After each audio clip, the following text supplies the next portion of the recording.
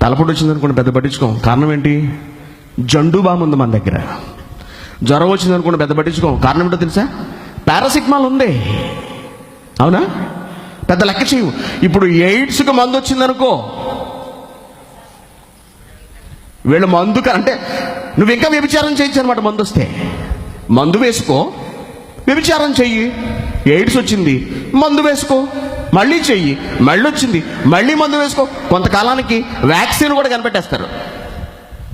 గతంలో కోరింత దగ్గు ఉండేది, పోలియో ఉండేది.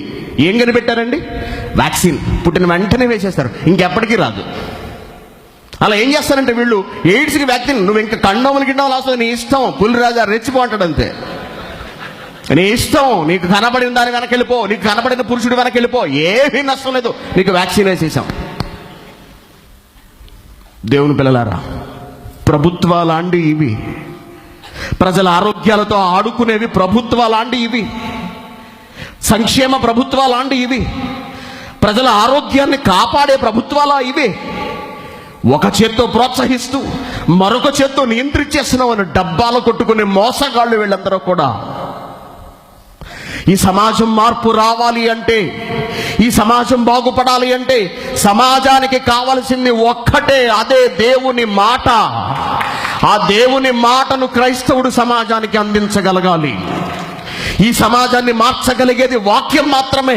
ఈ సమాజాన్ని ఉద్ధరించగలిగేది దేవుడిచ్చిన గ్రంథం బైబిల్ మాత్రమే. బైబిలే ఈ ప్రపంచాన్ని మార్చగలదు సమూలంగా. మనిషిలో ఉన్న తప్పుడు ఉద్దేశాలను, తప్పుడు ప్రవర్తనను తీసివేయగలదు. సర్వోత్తముడిగా, పురుషోత్తముడిగా, ఉన్నతుడిగా దేవుని ఎదుట నిలబెట్టగలిగే సర్వోన్నత గ్రంథమేనండి బైబిల్ అంటే. ఈ బైబిల్ను చెప్పాలి సమాజానికి. బైబిల్ని చెప్పిన నాడు, దేవుని మాటని ఉన్నది ఉన్నట్టుగా ఖండితంగా చెప్పిన నాడు, ఏ మనిషి అయినా సరే దేవుని కొరకు ఆలోచిస్తాడు, దేవుని కొరకు బ్రతుకుతాడు, తన పద్ధతిని మార్చుకుంటాడు. ఆ క్రమంలోనే ఆ వాక్యంతో కొట్టుకుపోయేదే ఎయిడ్స్ అంటే.